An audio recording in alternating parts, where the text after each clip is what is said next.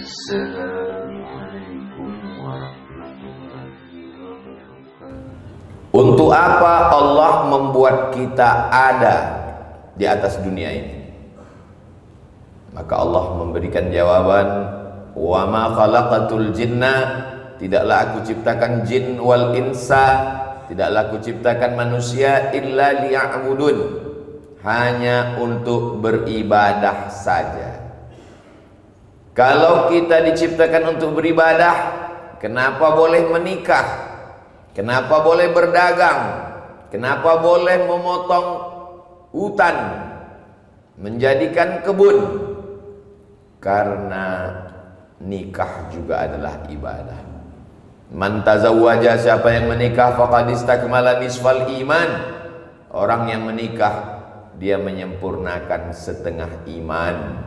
Falyattaqillaha fin nisfil baqi, maka setengahnya lagi sempurnakan dengan takwa kepada Allah Subhanahu wa ta'ala. Kalau memang hidup ini untuk beribadah, kenapa punya anak? Karena dalam Islam punya anak juga adalah ibadah. Bahkan ibadah yang mengalir sampai hari kiamat adalah punya anak. Anak punya cucu, cucu punya cicit, maka mengalir sampai hari kiamat. Idza matal insan, kalau manusia mati, inqata'a, putus amalnya. Di antara yang mengalir adalah waladun solihun, anak yang soleh. Punya anak adalah ibadah. Kalau memang hidup ini beribadah, kenapa bangun ruku?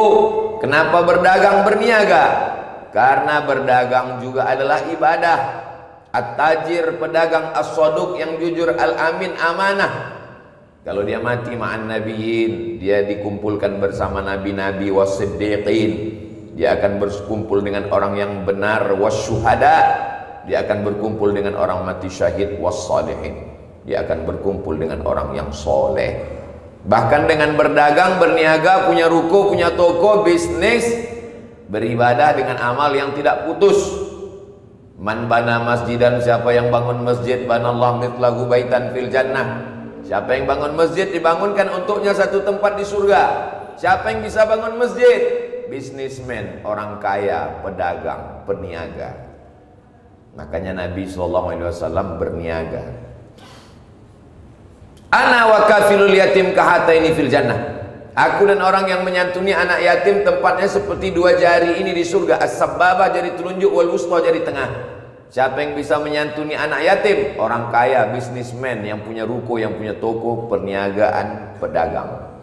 Makanya keluar dari masjid doanya, Allahumma inni as'aluka min fadlik, kasih aku rezekimu ya Allah.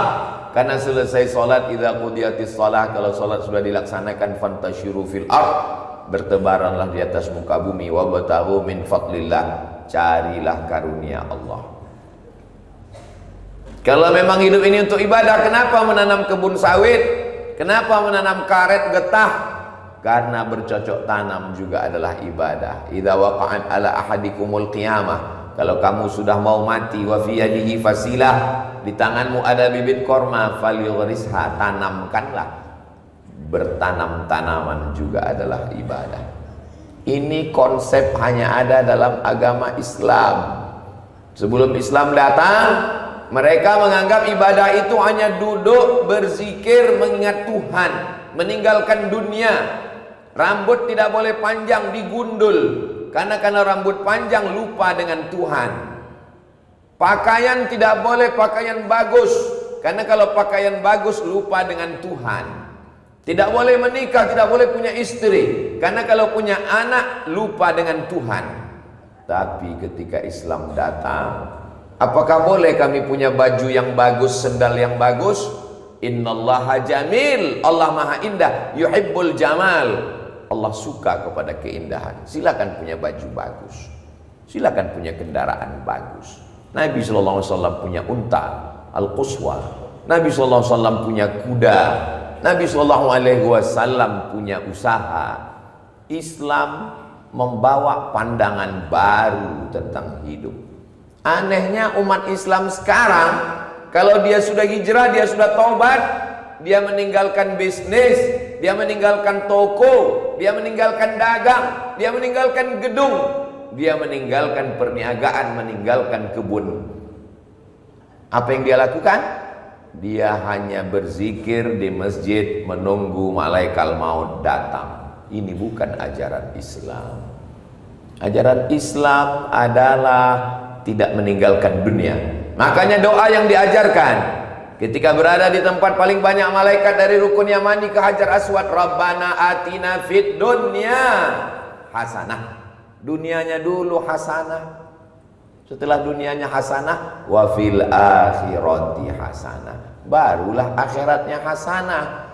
Kalau bisnis ditinggalkan umat Islam, kita makan kuliner dari mana? Bagaimana kalau dicampur orang dengan lemak babi? Bagaimana kalau tidak dicuci? Bagaimana kalau bercampur dengan najis? Umat Islam mesti punya usaha air minum, mesti punya usaha kuliner. Kalau tidak, umat Islam akan terjerumus pada makanan haram. Kulu, makanlah, min thayyibat, makanan yang baik-baik saja. Kalau umat Islam meninggalkan pertanian, tanah kita digarap orang. Gemah ripah lo jenawi, tongkat dan batu jadi tanaman, untayan zamrud katulistiwa, indah cantik. Tapi tanah bukan lagi punya kita. Tanah kita diambil oleh orang lain yang izin pengelolaan hutannya 90 tahun. Mati kita, anak kita masih lagi tersandra. Mati anak kita, cucu kita pun belum bisa menggarap tanah itu. Kenapa? Karena perjanjiannya dengan orang 3 generasi. Diambil orang lain. Kenapa diambil orang lain? Karena umat Islam lemah. Kada al-faqru ayyakuna kufran. Hampir saja kefakiran membuat orang menjadi kafir. Siapa yang imannya bisa dibeli dengan sebungkus mie instan? Siapa yang imannya bisa diperdagangkan hanya dengan baju kaos bekas? Orang miskin, orang susah. Umat Islam disuruh al-mu'minul qawi, seorang mukmin yang kuat, kuat duitnya, kuat ilmunya, kuat tenaganya, kuat ibadahnya, khairun. Dia lebih baik, wa ahabbu ilallah, lebih dicintai Allah minal mu'minid dha'if, daripada mukmin yang lemah. Umat Islam disuruh meninggalkan tanah, meninggalkan bisnis, sibuklah dengan zikirmu. Itu Islam versi Belanda. Yang membawanya namanya Snop Horgronje. 6 bulan dia tinggal di kota Makkah, pura-pura masuk Islam, namanya jadi Abdul Ghafur, untuk mempelajari sifat antropologi dan sosiologi umat Islam di Nusantara. Dia tahu umat Islam ini kalau digempur dari luar, Islam ini raksasa. Kalau dibenturkan dari luar, umat Islam ini bersatu. Umat Islam ketika menghadapi komunis Rusia, Uni Soviet, besar, bersatu, semuanya melawan. Tapi begitu umat Islam sudah berhasil menumbangkan Rusia, Uni Soviet, maka sesama dia cakar-cakaran. Uzbekistan, Kazakhstan, Tajikistan, Kirgistan, Turkmenistan.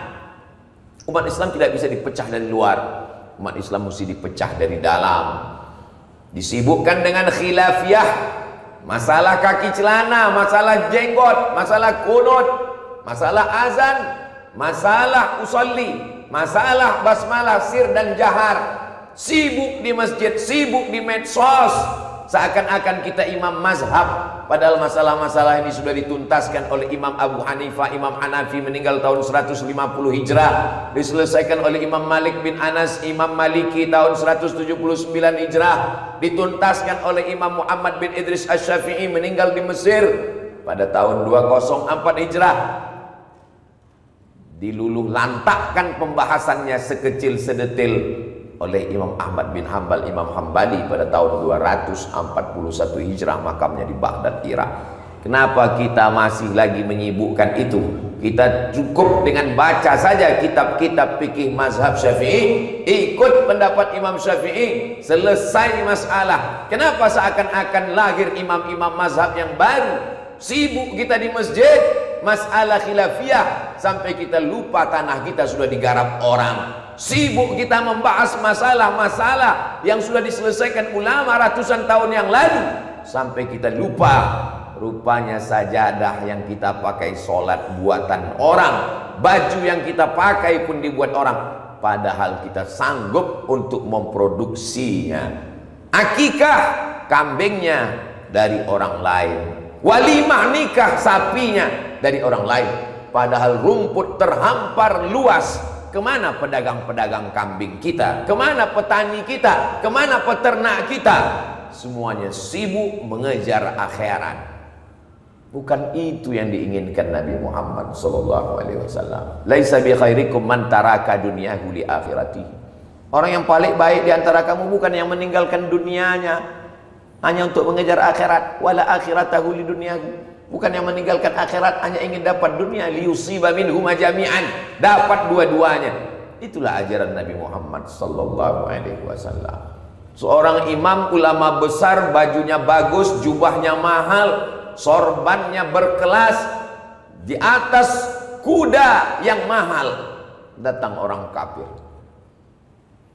menghadap ulama yang berwibawa ini. Katanya umat Islam itu di dunia ini dalam penjara, nanti di akhirat baru masuk surga.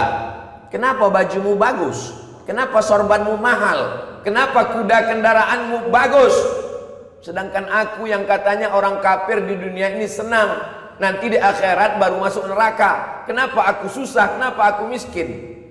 Sang ulama tersenyum dengan jawaban tipis. Begitulah kami orang beriman. Sesusah-susahnya kami di dunia, jubah kami bagus, kuda kami mahal.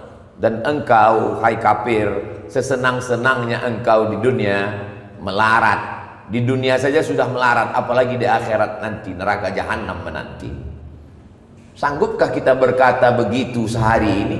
Kita tidak sanggup, karena yang miskin umat Islam, yang susah umat Islam, yang melarat umat Islam. Khutbah Jumat membangkitkan semangat yang tertidur, bukan menidurkan orang yang mau tidur. Khutbah Jumat didengar oleh orang yang sakit, sehat telinganya. Didengar oleh orang yang lemah jiwanya, bangkit semangatnya. Khutbah Jumat didengarkan setiap muslim baligh, berakal, tidak sakit, tidak musafir, supaya selesai sholat Jumat dia berkata, ana muslim, aku seorang muslim, aku mesti bangkit memperjuangkan agama Allah. Kalau kau punya darah bisnis, kembangkan bisnis. Selesai dari satu kota, buka satu kota. Selesai satu toko, buka toko yang lain. Fa idza faraghta fansab. Selesai dari satu, buka usaha yang baru. Tapi jangan sombong, jangan angkuh. Wa ila rabbika farghab. Kepada Allah berharap. Yang punya darah petani, jangan sampai tanah kita digarap orang. Tanam karet, tanam sawit, tanam palawija, tanam kacang tanah. Siapa yang menghidupkan bumi, maka dia sudah menghidupkan agama Allah. Dalam Islam ada namanya zakat. Siapa yang wajib berzakat? Orang yang punya uang 20 keping dinar. Satu keping dinar 4,25 gram kali 20, 85 gram. 85 gram emas 22 karat hari ini 85 juta. Bagi 12 bulan 7 juta. Berarti umat Islam paling miskin gajinya 7 juta. Di bawah itu dia menjadi penerima zakat. Apa maknanya? Umat Islam mesti mapan secara ekonomi. Kalau ada darah politiknya, dia mesti mencalonkan dirinya untuk menjadi pemimpin. Kalau dia punya bakat politik, tapi dia biarkan orang fasik, orang zalim berkuasa, dia ikut bersekongkol dengan kezaliman itu. Seandainya doamu makbul dan doamu cuma satu, mintalah pemimpin yang adil. Sab'atun yudhilluhumullah. Ada 7 golongan yang dapat naungan Allah pada hari kiamat di padang mahsyar, yauma la zilla illa zilluh. Tak ada tempat bernaung kecuali aras singgasana. Maka yang dapat naungan adalah yang pertama, imamun adilun, pemimpin yang adil. Pemimpin yang adil, dari sejak yang paling atas sampai ke gubernur, sampai bupati, wali kota, camat, kades, kadus, lurah, RT RW. Wakil rakyat yang adil, yang amanah, dengan tanda tangannya dia keluarkan perda, peraturan daerah tidak boleh menjual khamar di tempat-tempat umum. Peraturan daerah, tidak boleh perbuatan maksiat zina. Negara kita negara demokrasi. Konstitusi kita tidak lagi tinggal di negara kerajaan. Maka apapun yang diinginkan umat Islam, dia bisa memilih wakil-wakilnya. Wakilnya berjuang di parlemen. Parler, bahasa Prancis artinya bicara. Parler, bicara. Parlemen, tempat orang berbicara. Maka kalau ada orang yang dipilih, diangkat untuk bicara, tapi tidak pernah bicara, maka dia makan duit haram. Di akhirat dia akan dituntut di hadapan Allah Subhanahu wa ta'ala. Karena dia dipilih, diangkat, digaji oleh negara dari pajak karena untuk bicara. Ada orang-orang yang tidak boleh berbicara, tapi ada orang yang wajib berbicara. Hidup singkat, gunakan kekuasaan menolong agama Allah.